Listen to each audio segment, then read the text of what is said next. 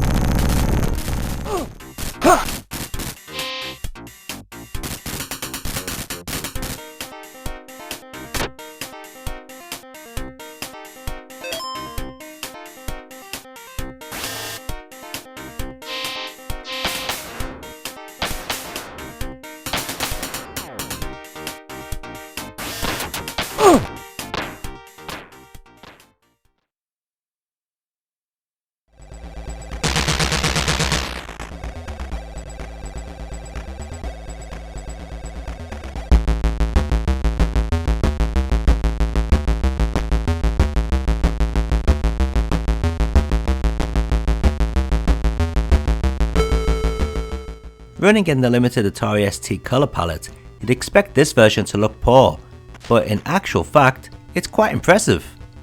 All the stages are present, as are many of the animations from the arcade game. The only real big thing missing is the explosion at the end of each stage.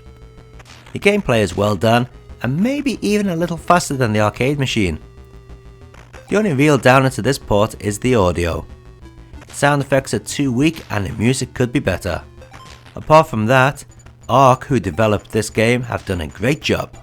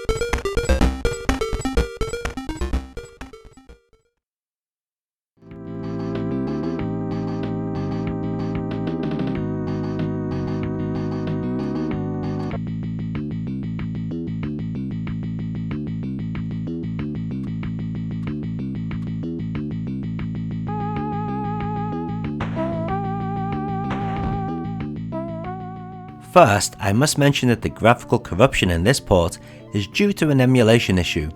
Running the game on real hardware will not have this issue.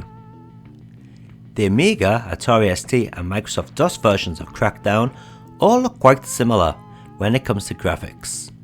However, the way they move is quite a different story. The Amiga version acts as if the stages are connected to a rubber band. By this, I mean the stage continues to scroll in one direction when you stop or move in another. The background then rubber bands back on itself to catch up with the player. This is very tiring, not just only on the eyes, but also from a gameplay perspective. Many a time you can be shot by an enemy you just can't see, or one that's just rubber banded onto the screen, resulting in a surprise attack. This issue in the scrolling makes the Amiga port of Crackdown a more inferior port than it should be. A bit of trivia for you. A mastering error on most copies of the Amiga version causes the final level to crash. How about that?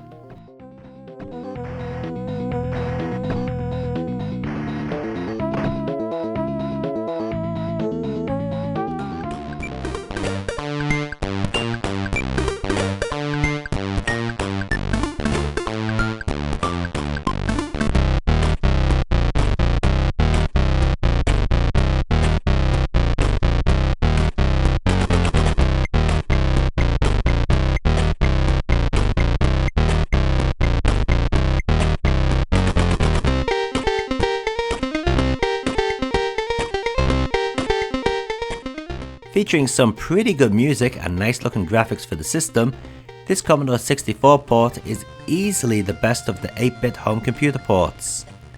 It still suffers from having a map that's difficult to read, but apart from that, there's not much in the way of negative points.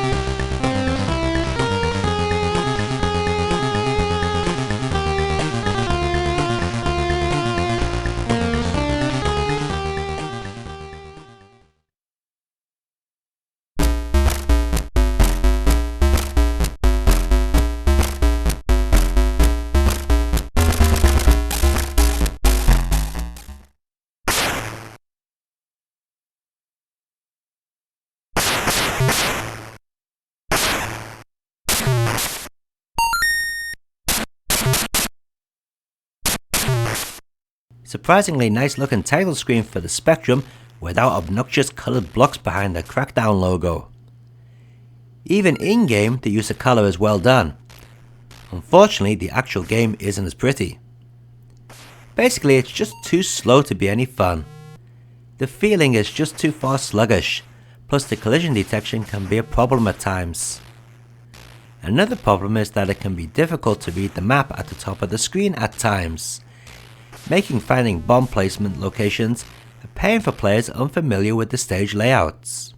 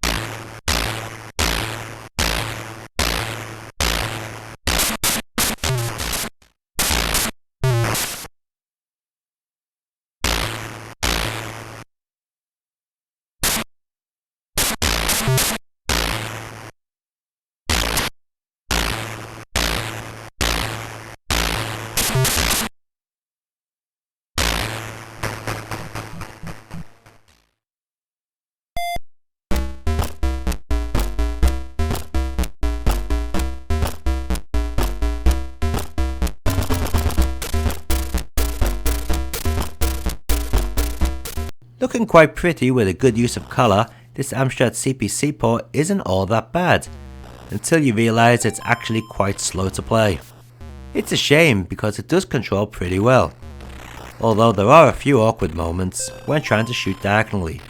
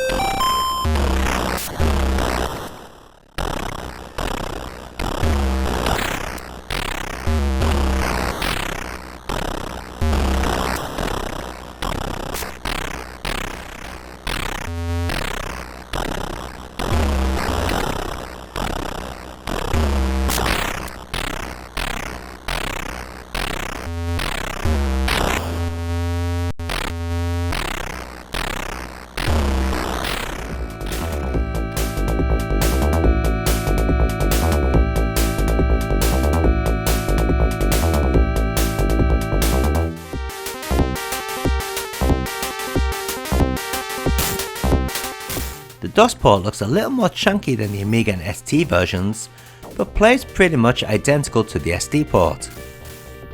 Unfortunately, I was playing this on a keyboard that had the cursor keys and the line as right, left, up, down.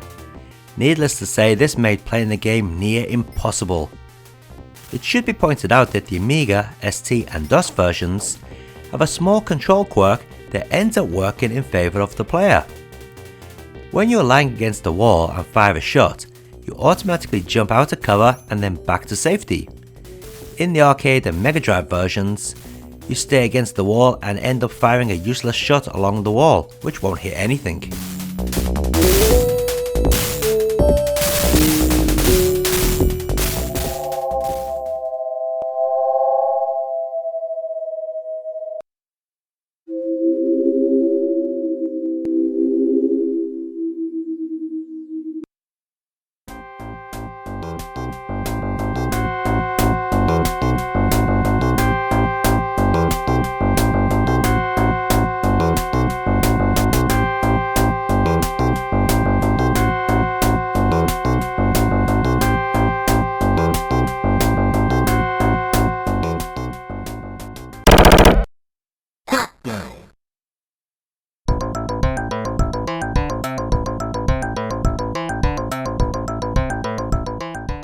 Just like the arcade machine, the Mega Drive port also has a separate intro sequence, although it's completely different to the arcade's version. In-game the differences continue. There's a little cutscene between certain stages, rearranged areas and all new looking areas. It's kind of a remix port in a way. As to be expected, the graphics are smaller with less colours. However, that's not an issue because what is here works well. What is an issue though is the slowdown that occurs when playing in 2-player mode. It can be quite annoying. However, since most people will be playing this in 1-player mode, that shouldn't be an issue.